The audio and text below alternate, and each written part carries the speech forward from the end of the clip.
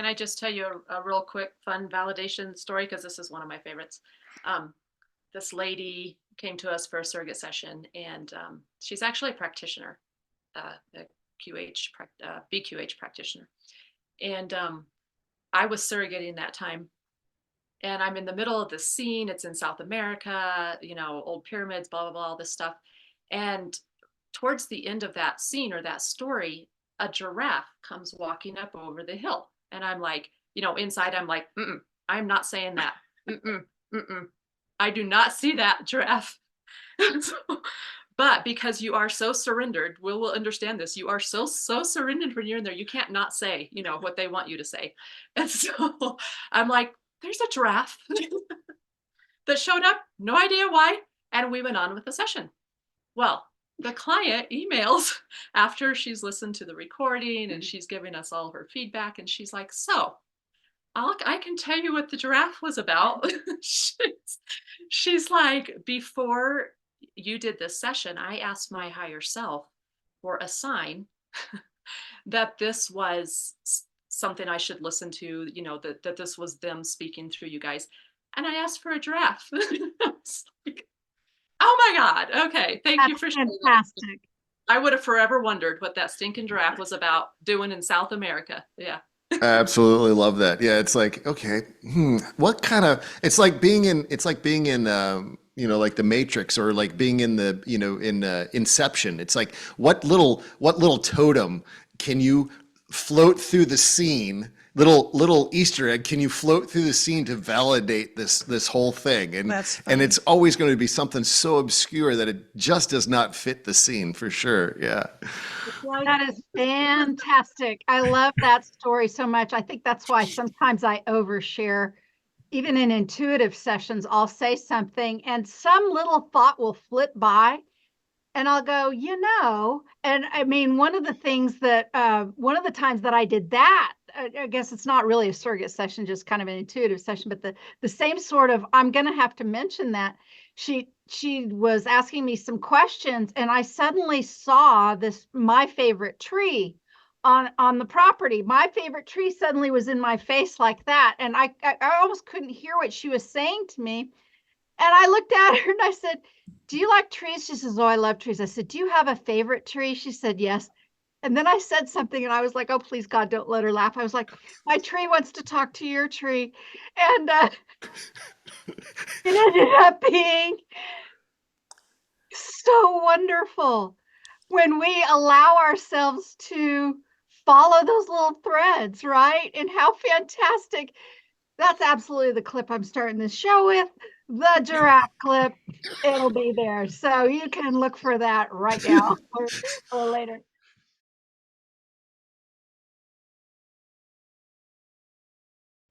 Hi, everyone. It's Candace Craw-Goldman again from quantumhealers.com. And today we're talking surrogate sessions and we're having a bit of a roundtable.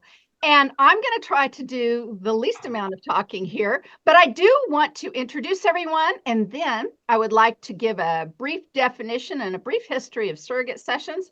And then let's see where we go with this. So first we have the wonderful Allison Brown and her husband, William Brown. Hi, guys. Hello. Hello. Good morning. Allison's quantum healing practitioner. Will is a channel, and both of those people are some of my most favorite people in the world. Two other of my most favorite people in the world are sisters Diana Adair and Donna McMurtry. Hi, ladies. Hi, Candace. So it's so nice to see you guys. They are quantum healers. They are going to be assisting once again for the immersion class coming up. And just by the way, we're sold out. We've sold out now 5 times, but 4 of the people have had to make postponement plans for the fall. But boy, howdy, ladies, we're already on it for the new location in the fall.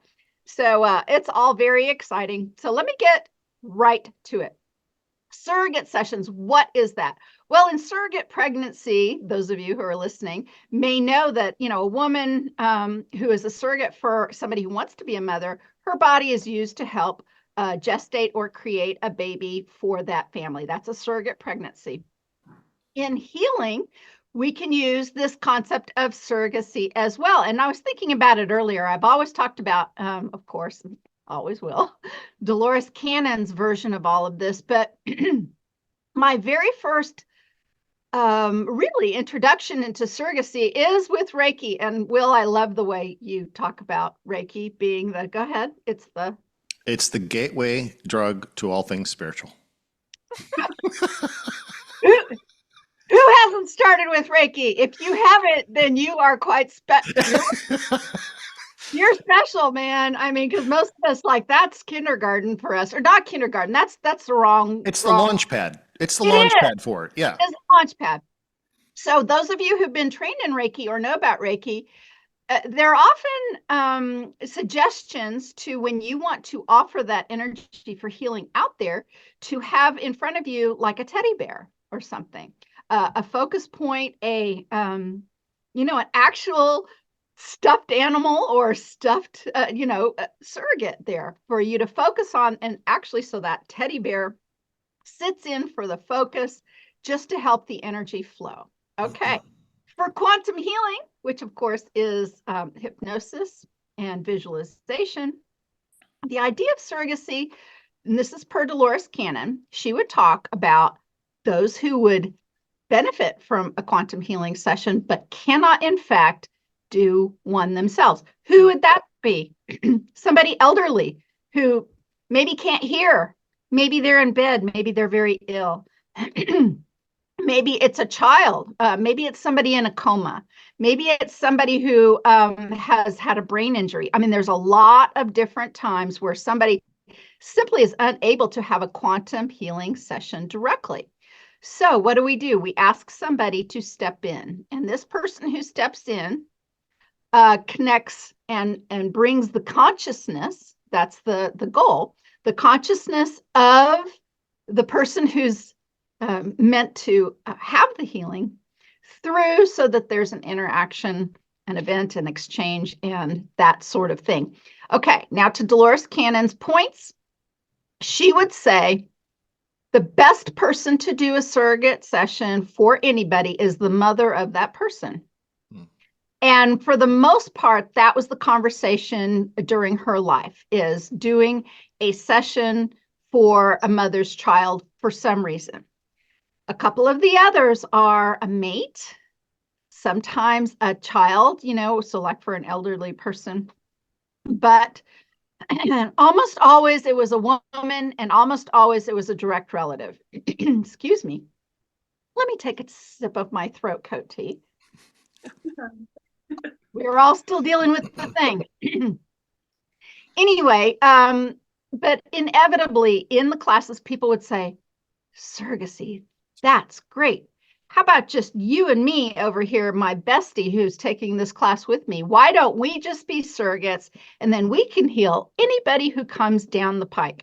And Dolores was absolutely against that. She was very vocal, and she, when pressed, she would always start with the same phrase. Well, I don't want this to go to your head, she would say. And she just would kind of shut down the conversation. So, back then we didn't, we moved on to other things. All right.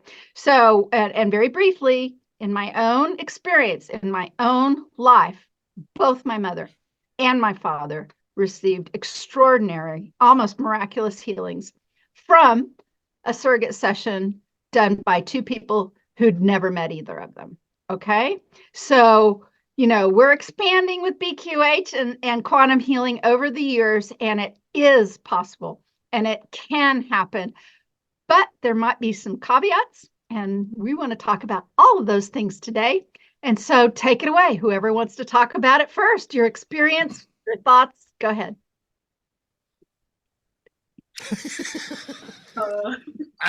I think Donna and Diana do more of what we would call a traditional surrogate. So I'll let them start, and then I'll kind of talk about what we do. You want to start with what we were chatting about this morning? Sure. So we started in 2019, I believe, the spring, and it just happened in a day, the idea and our beginning. came as a download. Like as soon as I woke up, it was this idea. I'm sure it was sparked by something probably on the forum, something to do with I think the statistic, correct me if I'm wrong, is like 10% of people who try, or maybe all people who would like to have a quantum healing session can't for some reason. Does that sound right, you guys? Ish? Yeah, that sounds right. I mean, there's all kinds of reasons. Some of it's travel, some of it's language. I mean, there's lots of reasons. One is people really who are either deaf or very hard of hearing. How do you do a session with them? Really? I mean, there's a number of people who it's the traditional approach simply is not going to work. Mm-hmm. So Diana and I have both been QHHT practitioners since we trained fall of 2014, right? I always get that one wrong. So since fall of 2014, we had been practicing QHHT, and then we were lucky to stumble across Candace right when she was putting out the BQH course. And we got to learn that and test that and meet her, and this whole other journey began. So BQH since 2018. And then in 2019, this idea just hit.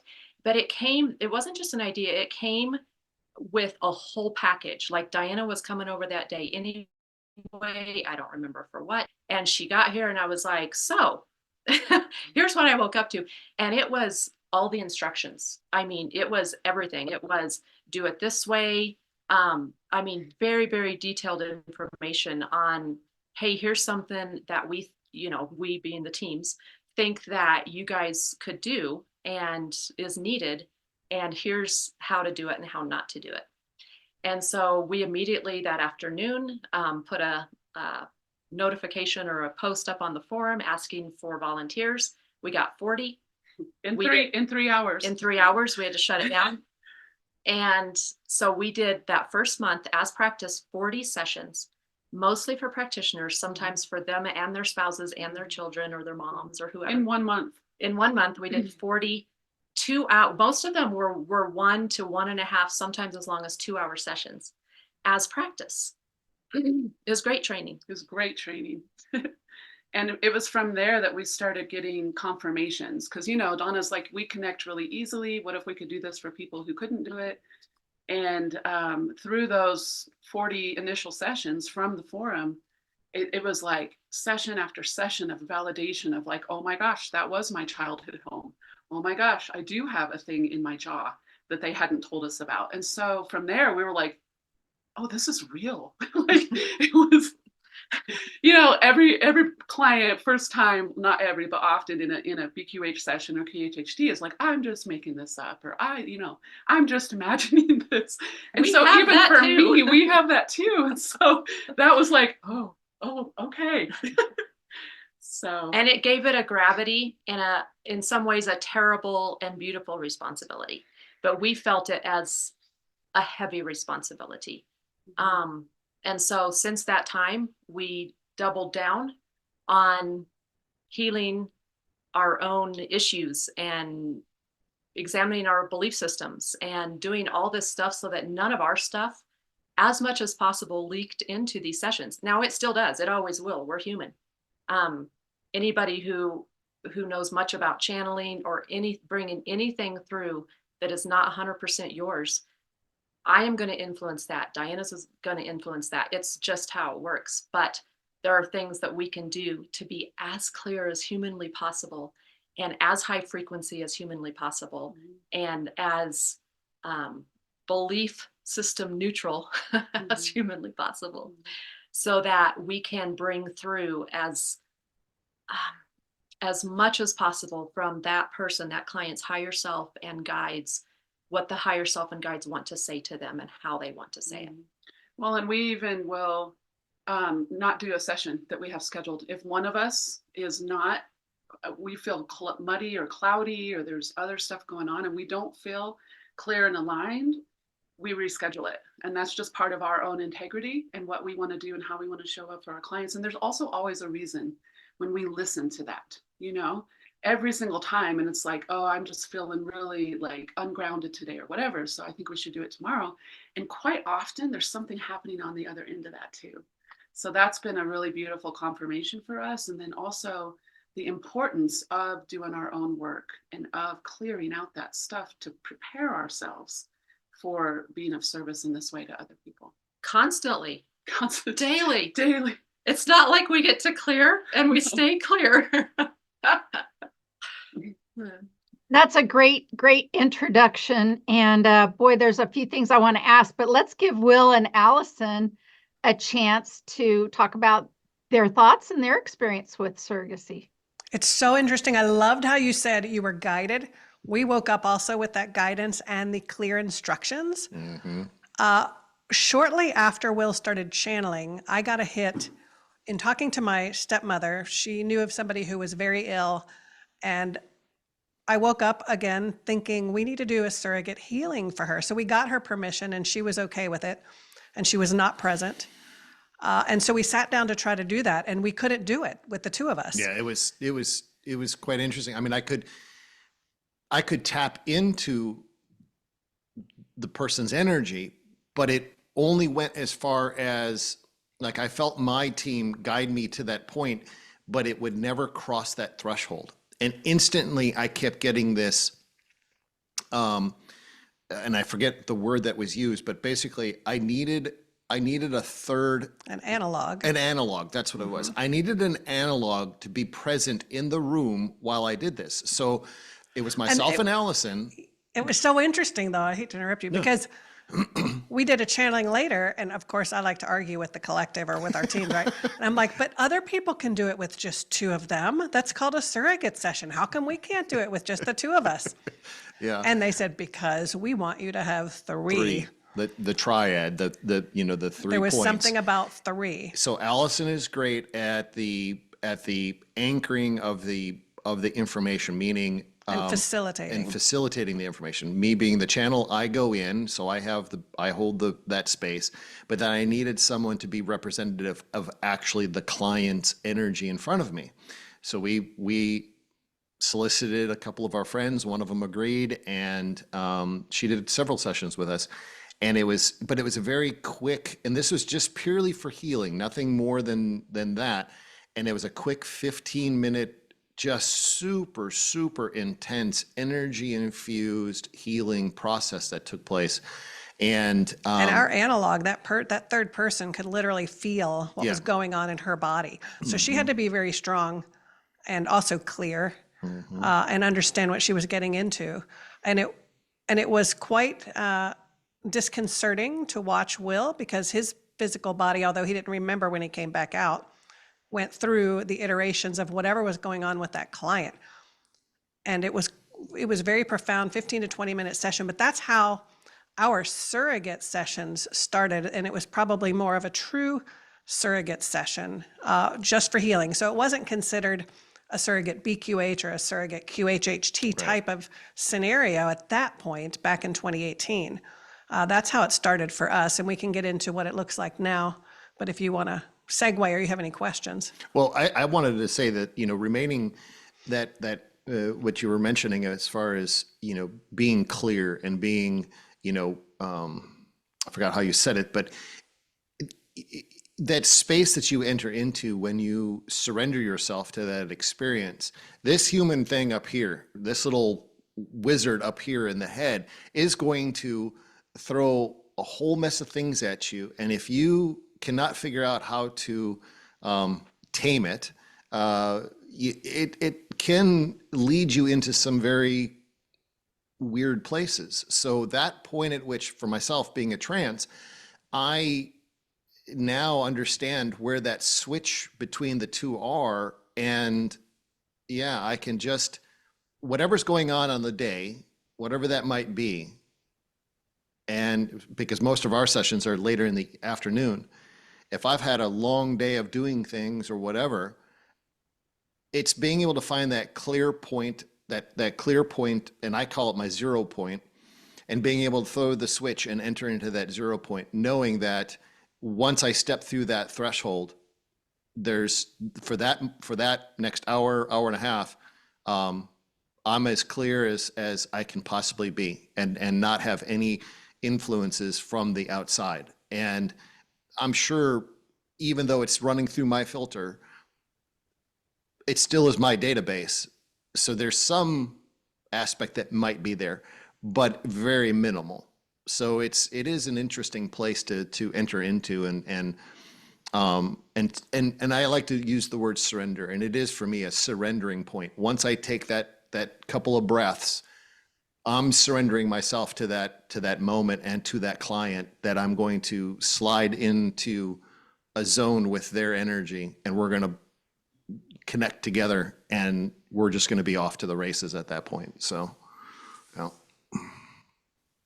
So I want to know when you're teaching your how to get to the 0 point class.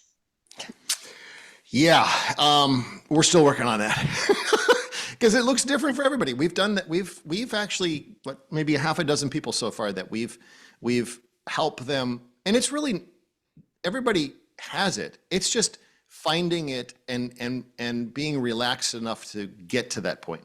And so that's what we like to facilitate with people that express, hey, can you teach somebody how to channel? You know, there are facilitators out there that have a great process. For us, it's more about getting them here in this space, and we don't do it that particular thing. We don't do over Zoom. We bring them here into the space, into the treehouse, and we create a container around them that they don't have to worry about a thing, and they can just completely dissolve into the energy and find that 0 point. And really, it's about building the muscle memory of remembering what that feels like. That. Right. Exactly what that is. Yeah. And so much when people say things like, remember who you are. Hey, did you see that? Woo! What was that? I hope it was a cat. Yes, it was going after something up on the bookshelf. Oh, okay. There must be somebody here. Right. Who is it, Ender? I think that's a terrific description of it, because, and that is why, just this is veer off in a small tangent here. Going into meditation, doing more of this work, the more you find that point in various different things, and it can be all kinds of different things, a shamanic journey, a quantum healing session, sound healing session. It could be, you're like, oh, that's it. Oh, that's it. And then you kind of, I love your phrase, muscle memory, because that is really helpful to return there, right? Yep. Really great. Okay, so for both of you, and you first, Donna and Diana, I am quite interested in the phrase that you said, Donna, what to do, and then you said what not to do. I think that's something we really need to talk about, because there are some pitfalls here, and I think I said it before in a conversation I had with Sarah and Travis Webb. One of the pitfalls I have seen are a number of practitioners who've tried this. I will say the percentage where it's been successful as a teaming up has been quite low.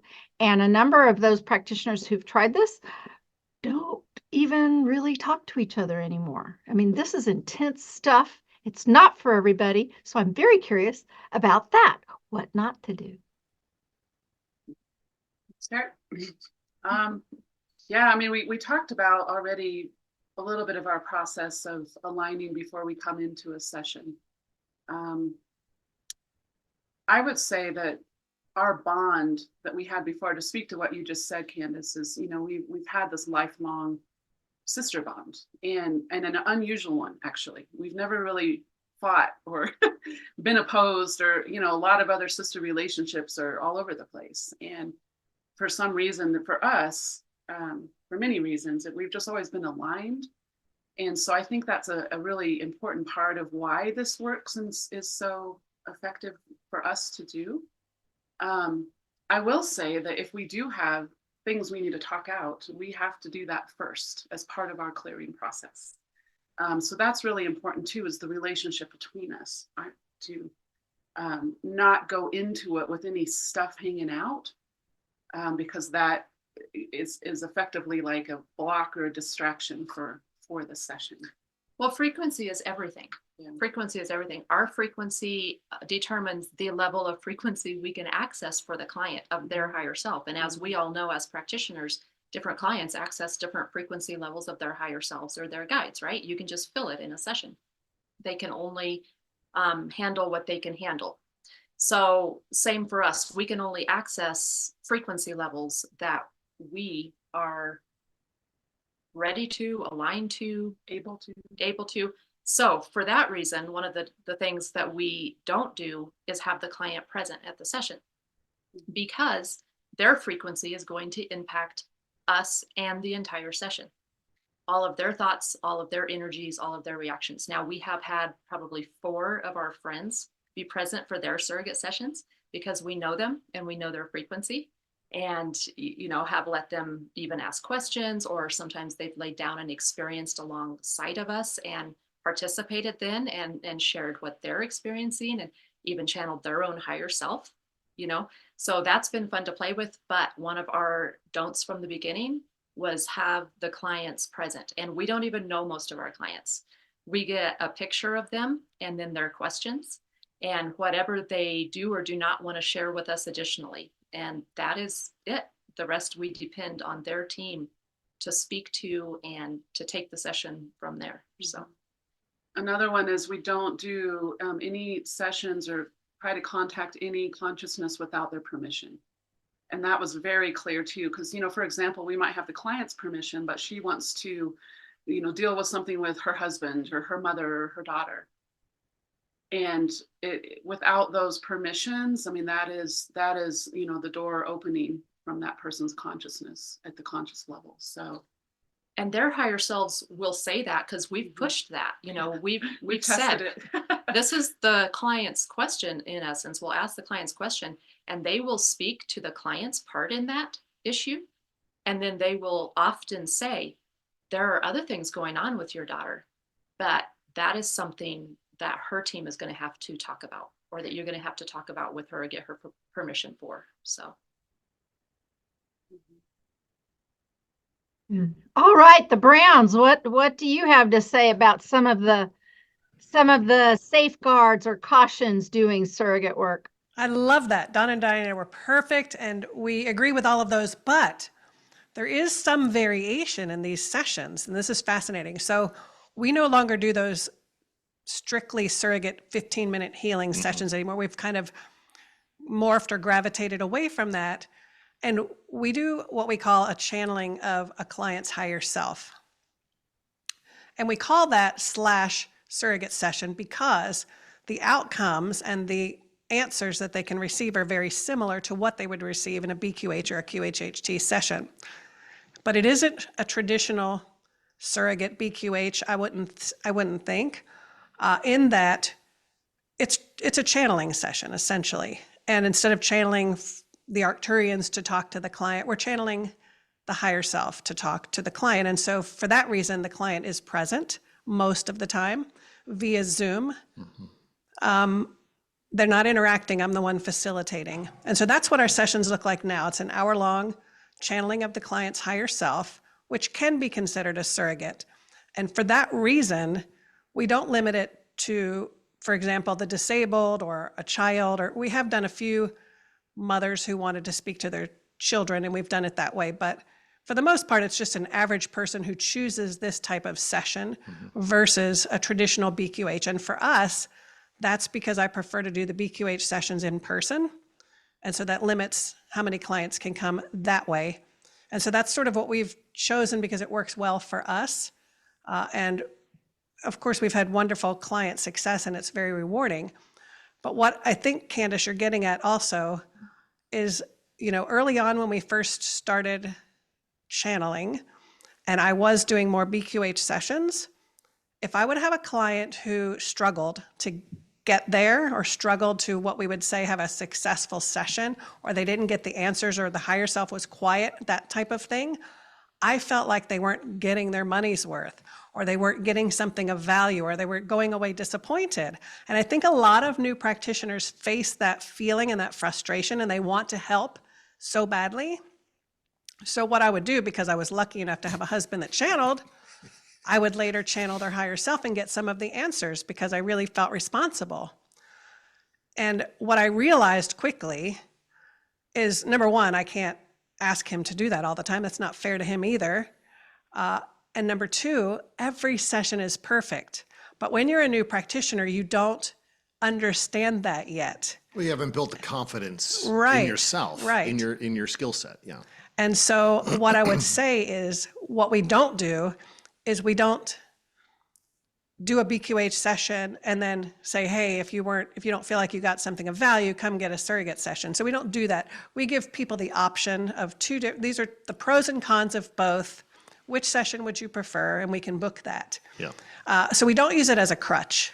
We don't want it to be where the client comes to us because they're too scared to do one because they feel like they can't connect, or they had one and they weren't successful, or for whatever reason. And I think that's the caution that I would give to new practitioners or to people who are seeking a surrogate session. It is very valuable for you to learn those skills on your own, to learn how to connect with your own higher self. Because even with us, when we do a higher self channeling and the client gets all kinds of answers, it's still third party. They're still receiving that information from a third party, not from themselves. And so there's not as much buy-in sometimes. And so they go away and it's just like somebody else telling them, here's what you need to do, right? And so if they don't take that and internalize it and integrate that information, then they're still just going down the same path. And they might come to me and try to have a session in a year with the same kinds of questions because they haven't integrated the first time. Yeah.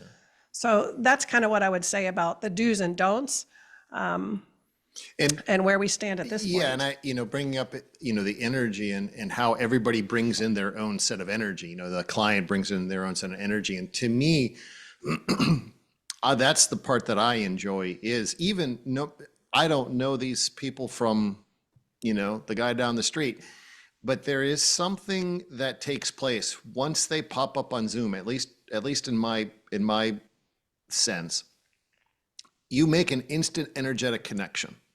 And, we have a little banter back and forth, nothing deep, just, hey, where are you from? That kind of thing. But that's that rapport that begins that process, kind of primes the pump for, even though I set the stage here myself, I come up, I have a little ritual that I do. But then, so as, you were saying that each person has their own energy and you don't know what that's going to be like.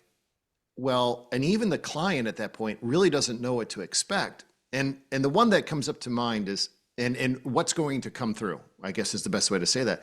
We, one of our past clients, I don't know how old he is, but he's been in the Baptist ministry for 50 something years. The very first session blew his socks off and he was just blown away.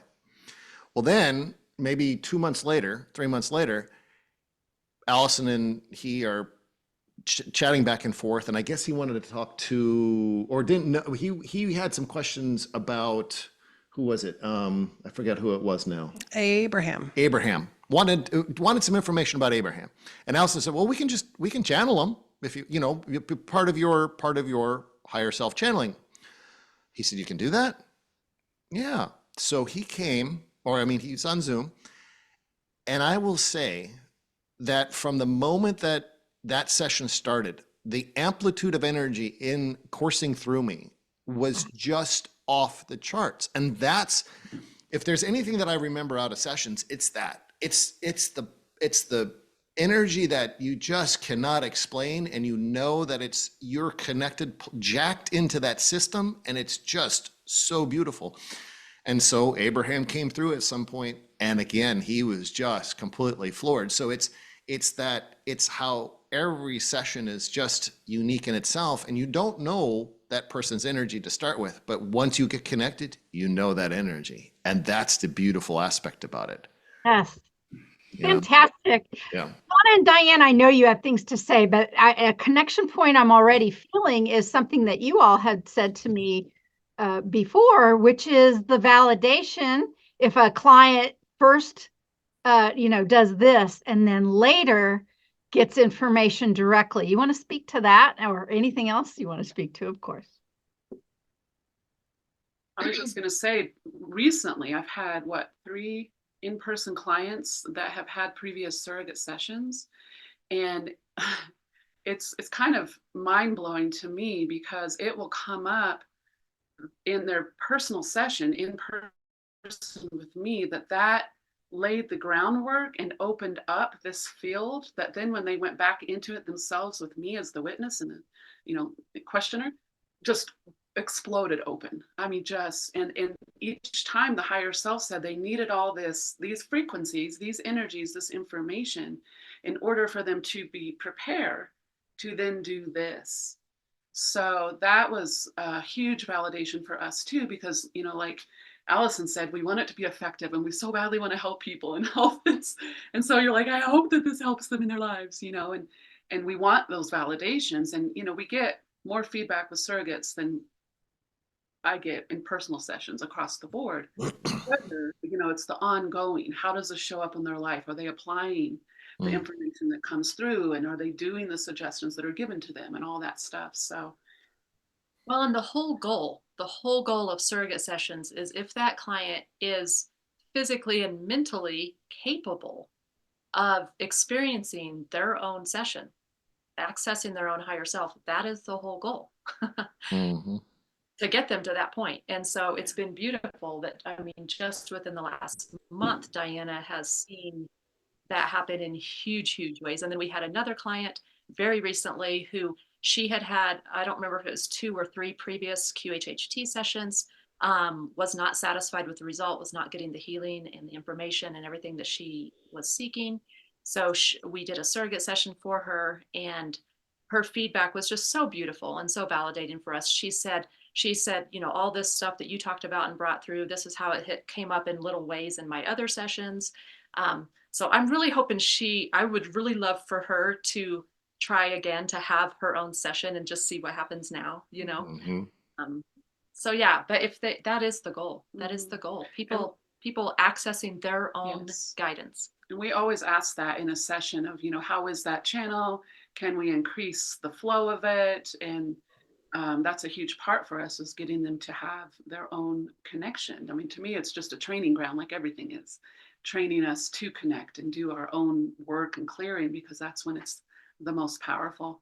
The other thing I wanted to say, Will, about you were talking about the 0 point and connecting with the different levels of their frequencies. And we call it, like connecting from the top down instead of the bottom up. So when you go in and you connect right to their higher self and their team and whoever shows up and wherever they take you, it's such a beautiful field to go into from that perspective. And then of course that all trickles down, because that's always the process. I love that, you guys. I love how everything validates. And so what Donna said, like you said, there's a purpose and a point to both types of sessions, right? They're not mutually exclusive. It's not like you shouldn't have a surrogate, you should only have a BQH, or vice versa, because they both serve a purpose.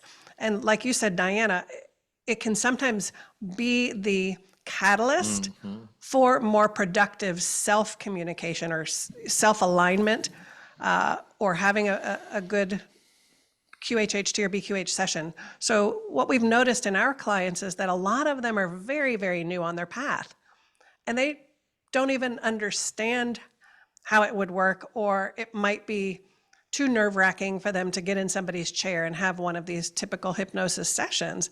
And so what we do is kind of crack the shell, give them some of the answers and some suggestions of their higher self about how to start to bridge the gap between their energetic and their physical, and some meditation practices, for example, or what can they do so that then 6 months down the road, when they decide they want to have their own session to learn what that feels like and how to connect directly and get information directly, the doors open from the initial surrogate session, like you said, Diana. So it's beautiful.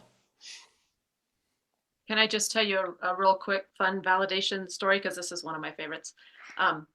This lady came to us for a surrogate session, and she's actually a practitioner, a BQH practitioner.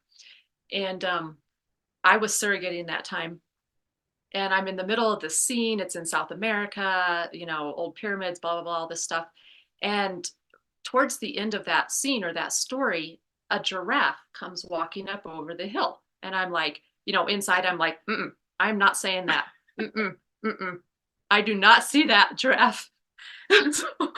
But because you are so surrendered, will understand this. You are so surrendered when you're in there. You can't not say, what they want you to say. And so I'm like, there's a giraffe that showed up, no idea why. And we went on with the session. Well, the client emails after she's listened to the recording and she's giving us all her feedback. And she's like, so I can tell you what the giraffe was about. she's like, before you did this session, I asked my higher self for a sign that this was something I should listen to, that this was them speaking through you guys. And I asked for a giraffe. I was like, oh my God. Okay. Thank you for sharing fantastic. That. I would have forever wondered what that stinking giraffe was about doing in South America. Yeah. I absolutely love that. Yeah, it's like, okay, what kind of, it's like being in like the Matrix, or like being in the, in Inception. It's like, what little totem can you float through the scene? Little Easter egg, can you float through the scene to validate this whole thing? And it's always going to be something so obscure that it just does not fit the scene, for sure. Yeah. That is fantastic. I love that story so much. I think that's why sometimes I overshare. Even in intuitive sessions, I'll say something and some little thought will flit by. And I'll go, and I mean, one of the times that I did that, I guess it's not really a surrogate session, just kind of an intuitive session, but the same sort of, I'm going to have to mention that she was asking me some questions and I suddenly saw my favorite tree on the property. My favorite tree suddenly was in my face like that. And I almost couldn't hear what she was saying to me. And I looked at her and I said, do you like trees? She says, oh, I love trees. I said, do you have a favorite tree? She said, yes. And then I said something and I was like, oh, please, God, don't let her laugh. I was like, my tree wants to talk to your tree. And it ended up being so wonderful when we allow ourselves to follow those little threads, right? And how fantastic. That's absolutely the clip I'm starting this show with. The giraffe clip. It'll be there. So you can look for that right now or later. Yeah. Can I just say real fast? This is a plug to the clients for Will and Allison on behalf of them and us. We love your feedback and we love those validations because I feel like that helps us improve. Mm-hmm.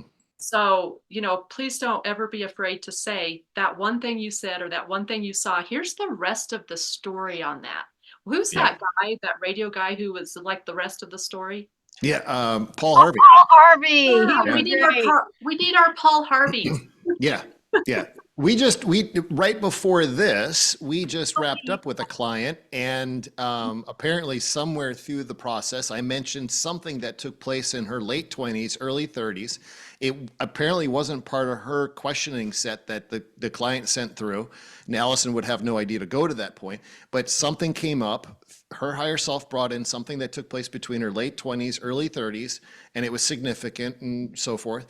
And so as we're debriefing after the channeling session, she just sat back in her chair and she said, there was this moment where my higher self brought up this thing of early or late 20s, early 30s. And she said, yeah, that was a huge shift in my lifetime where I started to realize XYZ. So it's, and when moments like that happen, and I'm on the other end, I'm coming out of my, out of my trance and all of that, settling back in, and you get that little nugget and you're like, where did that come from? It's not me. It's definitely not me, and it really kind of puts it all nicely into a package, and you just feel, okay, good session. I love that.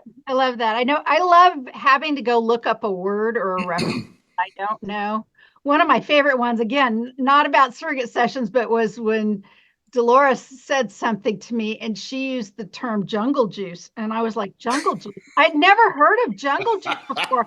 I like walked in the other room and I asked Tom or somebody, and then I was understanding what the reference was, but I'd never really heard that before. And I love that. And sometimes Dolores will reference TV shows, believe it or not. She used to like to watch like detective shows when she was writing. She would have that on in the background, if you can believe it.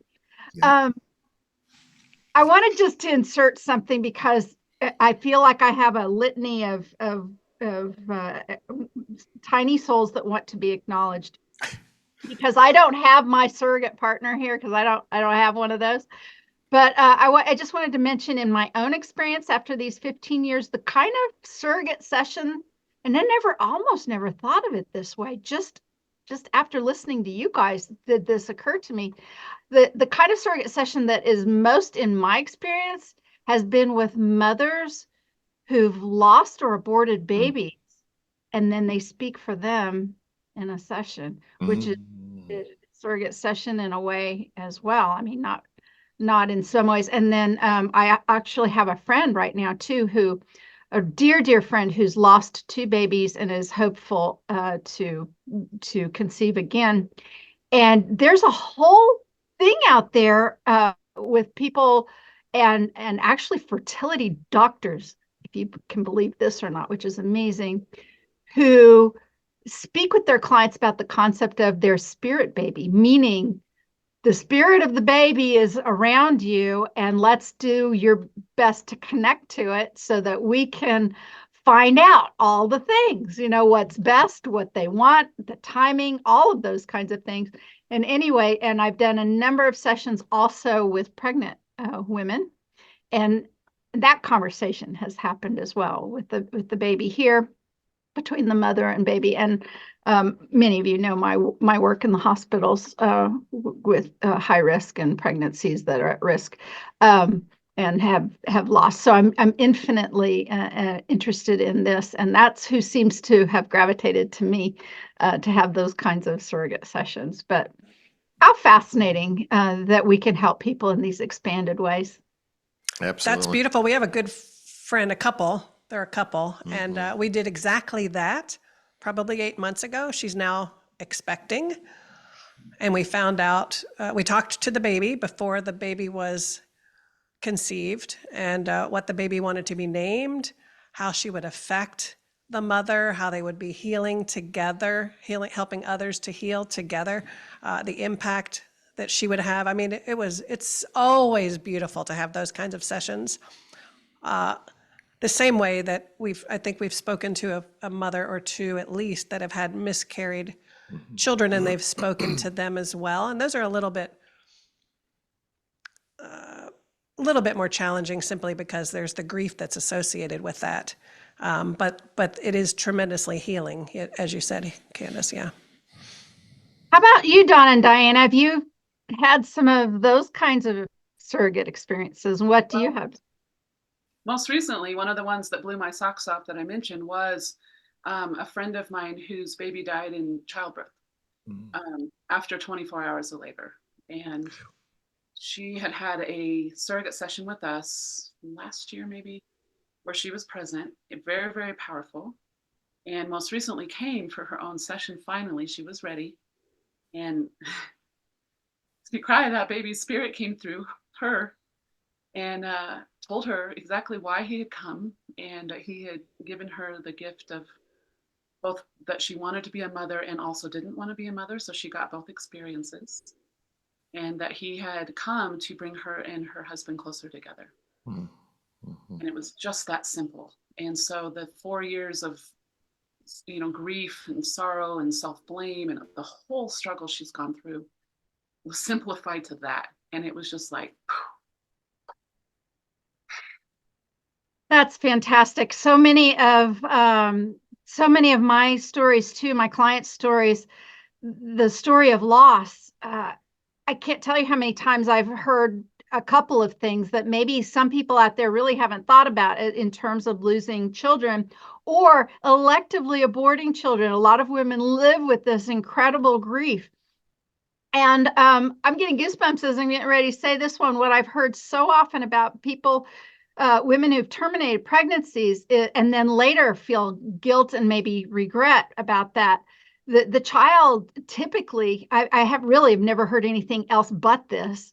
The soul of that baby, let's say, the soul of that baby comes and says, you know what? I came to you because that was in the plan. And what that allowed me to do was incarnate for this tiny period of time. And often the story goes something like this, because I've never been physical before. I wanted to dip a toe into that, and I could only be there for a moment and then leaving. And it was thrilling and it was amazing. It was exactly what I needed. And so the mother's putting themselves on this guilt trip. And I mean, there's a whole nother way of looking at it from that side. And then here's another one. Sometimes the miscarried baby is coming back 2 babies later or whatever, when some sort of timing or chemical thing is right, who might have done the same thing. Well, I wanted to see how it was down there. Yeah, I think I will come back, that kind of thing. And just think of how comforting that is to a mother to understand it wasn't all on them, that it was an agreement, and very often the exact kind of agreement that somebody would want if they were just contemplating the idea of becoming physical, when maybe they've had eons of experience in ways that weren't anything but physical. I have a client, it wasn't a surrogate session, it was a regular BQH session, and I've done multiple sessions with her throughout, I don't know, at least 5 years. She's young. And we actually did a short session. She got pregnant and felt like she should abort early on in the pregnancy, but wanted to talk to not only her higher self and guides, but the spirit of the baby. And that was, she had named, she knew the name of that baby already. And that baby explained that, the choices and what its goals were and what it wanted. And she did abort the baby. But she felt 100% that was the right thing to do, for many reasons. But that was maybe the most interesting or different, unique experience I've ever had with that, is talking to the spirit of the baby and saying, are you supposed to come in and be born, or are you not, I just want to add one more thing to this conversation, because it feels important. Is so often when we talk about these baby experiences, it's always about the mother. And there is always something in it for the father too. And there's, we've learned that through our research sessions for the death book we just put out. We've learned it in our personal sessions. And I just want to acknowledge all those fathers out there, because they're so often not. And it's always a 3-way conversation, experience, soul contract. And the fathers, so, they have their own grief process, and they have their own agreement or disagreement in this. And it's always for things for them too. And, most powerfully recently, I'm in a new relationship, and he lost a baby 10 years ago. And she has been with him, her spirit, ever since. And she has guided him to every transformational and healing experience that he's been through in those last 10 years. And even to bringing us together. She showed up in a card reading I did before I ever went to meet him. I mean, she was the benevolent guide. The card came up. It's just so mind-blowing. And it's a huge lesson for me of also paying attention to this in the men that I connect with in sessions, in life, all the way across the board, because they need it. Amazing. Thank you for bringing that up. The very first tandem session I ever facilitated was with a man and a woman while she was pregnant. They were married. And what ended up happening, the conversation, at first I was managing the whole, it was 3-way conversation between the mother, the father, and the unborn baby. And pretty soon I wasn't needed at all. And they were finishing each other's sentences and talking to the baby. And I was just back like here, like going, this is amazing. It was really great. I'd almost forgotten that till just now. Thank you for that. And of course, fathers, of course, they're part of all of this. For sure. That was beautiful. I'm glad you brought that up. just because in general, I think where we're headed, there's been such an imbalance where the feminine has been subjugated. And so we're kind of counterbalancing almost to the point of doing the same thing to our male population. And I think it'll take a minute to find balance, but thank you for bringing that up, because we don't want to imply at all ever that the divine masculine is not as necessary as the divine feminine. Absolutely. Well, we've been at this an hour. Any final thoughts on this? I think we've covered a lot. We've covered the history, we've covered different aspects of this. We want to make sure we're not enabling clients to, hand their power over, that use of a surrogate session is to sort of jumpstart them and get them so that they can have a conversation and a relationship directly. What have we missed? Anything big? Well, I had a thought, Candace, when you were talking about your intuitive sessions, that it might be helpful to distinguish what's the difference between an intuitive session, a channeling session, and a surrogate session. Because, greater understanding about all the different options and the way they work, and that, they all have their own validity, the in-person sessions, being a part of that too. But I'm just curious what, the rest of you would say about that.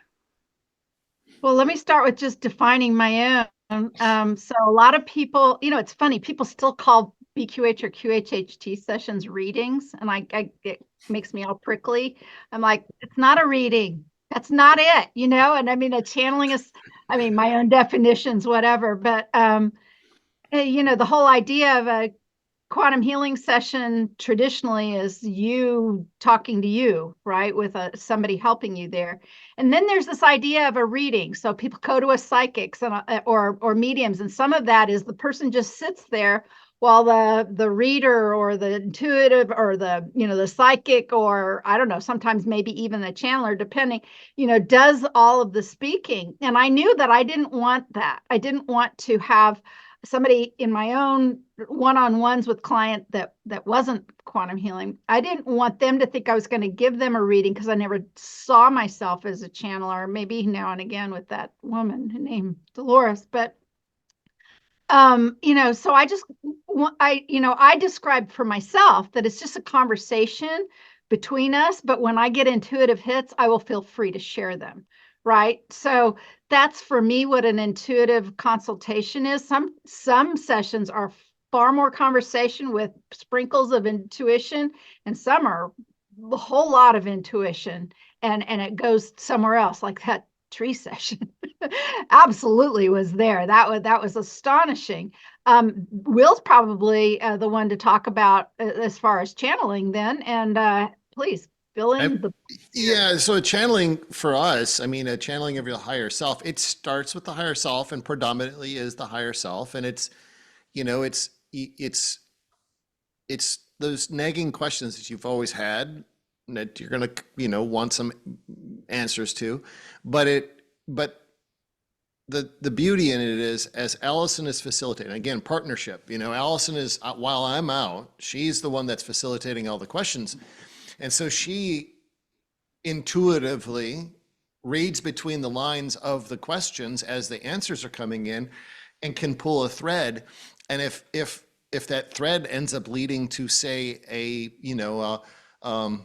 maybe a guide, or a spirit animal, or an ancestor, or whatever it might be, she'll follow that thread until the appropriate level of detail evolves. So it's, and it may diverge from the list, but it's what was necessary. So she uses her intuitive ability to guide that session to its appropriate point. Now, for me, it's difficult to, say where is the line between what I do as far as a channeling session and what you guys do as far as what you call a surrogate session. Because I would imagine somewhere in your surrogate session, if it leads itself to a guide or to an ancestor or something else, they're going to come through as well. So I think for what we do between the two of us here, it's a very thin line. So we could call ourselves doing surrogate sessions or channeling sessions. I think you guys could do the same thing, because once you guys drop in, you're you're in. So, so it's I think there's a kind of a thin line there, but for us, that's the practice, and that's the way we run with it. So. And Donna and Diana, I want you guys to describe what your surrogate looks like, because there's so much variability, as we're mentioning, but the way you do it is so unique and so vivid and just beautiful, because you do remain semi-conscious, and so you insert your thoughts about what you are seeing and experiencing. So you're actually going through the experience, where Will is not actually going through the experience. If it's a past life that's being described, for example, he's just describing it. As an observer, right. I'm from the observer. And until the point at which, now this is something that's come up over the last probably 2 years, where if there is some sort of, energy or something that might be a block or some sort of, I hate to use the term, but, well, no, What, attachment or an something? attachment. Thank you. I couldn't even think of it, right? That's why, because I don't want to use it. But it's, that I experience, because then it's dropping down even into another layer. But you're right? not consciously. I'm not consciously experiencing it the way Donna and Diana do, Right. which is fascinating. So why don't you share that for the viewers too? Well, I would say it's very, very similar to the way I would have experience a BQH session for myself. I just experienced that for a client. Yes, we do hop in and out. So we might be experiencing a lifetime as the client experienced it, because it's their lifetime. But there often will come a point where I'll be like, okay, this is Donna, and all the emotions here are, I can't get to what I need to get to. So I'm just going to go ahead and hop out of this body and then I will observe it. So we're both very, very flexible with that kind of stuff, and very, very flexible with the higher self might be speaking through me.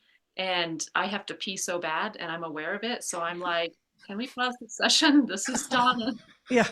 or whatever.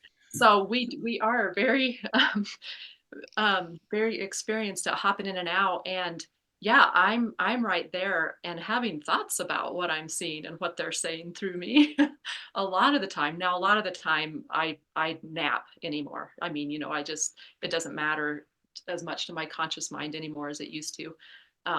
So it's definitely taken a back seat and doesn't care too much anymore. Can I take a moment to say to people out there who are listening who may not have experienced any of this directly or via surrogate? In the early days, way back when I was doing this in the early days, we compartmentalized things with and drew great big black lines between all of the things. I mean, even Dolores, her whole thing was, the sessions are an hour and a half because 45-minute cassette tapes on one side are for the past life, and we're going to flip them over and shove them back in. She had it down to a science, man, because while she's flipping the tape is when she's doing the script that she didn't want to have recorded. So she had a whole system worked out. And then on the other side, then we were talking to the higher self, and that's how she taught it. And I think in general, a lot of people, that's the way it played out. But as we've expanded, as human consciousness has grown, as we've become aware of more things, there is so much more fluidity. And for people too who get kind of confused at this, because some people still see this very rigid, formulaic idea of what a session should be. And in sessions anymore, clients, even who coming sometimes for the first time, they can do exactly what Donna was just talking about. They can be the conscious mind. Oh, I'm kind of cold. I need another blanket. To, oh, I'm experiencing the fear in this life. To, oh, wait a second. I'm going to be the higher self and be the observer of that life while the person over here needs the blanket. You can actually do all of that. And sometimes that really confuses clients, and I can see that, right? I mean, that's sort of almost like a multi-personality sort of focus thing or something a little bit. It's not as confusing as you might imagine. It's just sort of doing this, It really, once you kind of get into this, it's not that big a deal.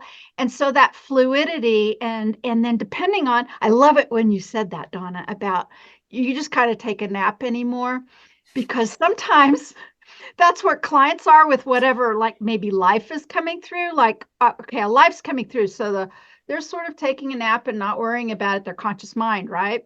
But then when those very important questions come up, like, should you stay with that person or quit that job, or suddenly the conscious mind comes in and goes, okay, wait a second, we're to the important stuff now. Yep. And then that conscious mind becomes really belligerent sometimes and blocks out everything else. And that also happens, right? So even though so that's the whole idea of keeping a relaxation, but that conscious mind most of the time is right there and gets very protective at times. And after doing this for a while, you kind of see that and you sense that and you can understand what's going on a little bit more as a practitioner. But as a new practitioner or as a new client trying this or experiencing this, and everybody's different. Some people do have more lines of demarcation, and other people kind of just, it's a lot more, a gray scale or a fluid scale than you might think. I had a client last year, I think it was, that started, both of her conscious mind and subconscious were active, and she started asking her own questions to herself. Wow. She didn't even realize she's doing it until afterwards. And then she was having commentary on the answer. Well, what about this? And I was like, this is amazing. Let's go for it. I'll just go get a bag of chips here. Right. Get a bag of popcorn and watch the movie. I mean, wow. That's amazing. fantastic. Oh gosh, how wonderful it is to be with some of my favorite people in the whole wide world this Sunday morning. Thank you. Any final thoughts? Let's wrap this up and get on with our fine Sunday. Goodness. Just do it. If you are watching and you haven't experienced a BQH, a QHHT, a surrogate session of any kind, what are you waiting for? That's right. Go for it. Great. Treat yourself and just breathe and just relax. See where it takes you. Donna and Diana? Well, I love the thread that wove through all with that last question of, the intuition is the foundation of that. Mm-hmm. And whether you call it a channeling, in a way, it's all true all the time. It's just, what are we focused on and what format or container are we within? Yeah. And they all serve for different reasons, and they all have value for their own reasons, but they are all connected. And so I think the goal with all of them is helping people connect to their own intuitive self, to their own inner being, higher self, inner wisdom, whatever you want to call it. And so however that happens for you, whatever you're drawn to, that's what, like Allison said, just do it. Yeah. Because we get those intuitive hits all the time. And this is another training of listening to them. Oh yeah, I had that thought and I did it or didn't do it, right? We all have that happening all the time. So if you feel a pull towards any of these, that would be my parting words, is to echo Allison and Will's, just do it. Follow that. And I'd follow it up with saying that what I look at any of these sessions as, when you're connecting to your higher self, it's a giant permission slip to get on with your life. Yeah. Terrific. Well, I will put our friends' links below, but you can find all of us on quantumhealers.com. It is a directory. It is a community forum for practitioners to share sessions, ask questions of each other, get advice from each other, that sort of thing. And we have classes available for everyone who is interested in learning about some of this stuff. Just head on over to quantumhealers.com, and you can be an energy healer of any kind, an alternative healing practitioner of any kind, to join us. Even with that gateway drug of Reiki, come on, be with us. We'd love to have you. quantumhealers.com. Until next time, thanks, friends. See ya. See ya.